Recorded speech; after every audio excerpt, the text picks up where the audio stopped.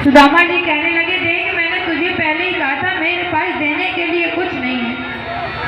और व्यक्ति जिद करने लगा, नहीं महाराज जैसे नहीं जाने दूंगा, कुछ तो देना पड़ेगा। सुदामा जी ने कहा कि भैया गरीबी है, लेना है और तो कुछ हमारे पास है नहीं, गरीबी है वही भुगत रहे हैं, तुझे लेना है।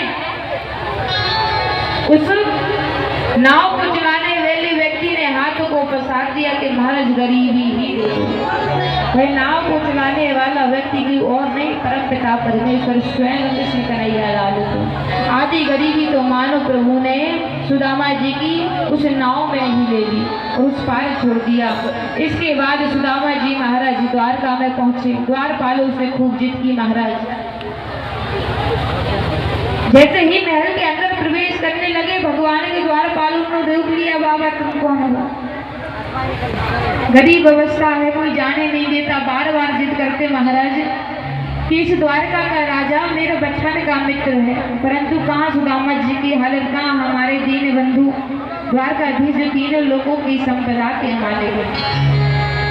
बार बार आग्रह करने पर द्वारपाल अंदर गए और सुदामा जी के वेशभूषा को बताया कि महाराज शीश पगाना झगा तन में आयो को वासे कही के ही ग्राम, कि इसी ग्राम में कोई सुदामा नाम का व्यक्ति आया है। और भगवान ने जैसे ही सुदामा का नाम सुना तो सिंहासन से उठकर आज सीधे महाराज महलों के द्वारे पर गए, सुदामा को गले से लगा लिया। आज तक प्रभु किसी को नहीं लगा। आज सुदामा को अंदर लाए और सुदामा के पैरों को पखार कर इतना रोए कर पूछो नहीं। उसके बाद सुदामा जी से कहा कि भैया कैसे आना हुआ? सुदामा जी ने कहा कि अरे तुम्हारी जो भाभी है बार बार तो द्वारकाधीश भगवान ने कहा तो भाभी ने कुछ दिया भी होगा। देने की बात आई तो सुदामा जी को बड़ी शर्मिंदगी आई कि कहाँ ये तीनों लोगों का राजा, कहाँ हमारे 3 मुट्ठी चावल।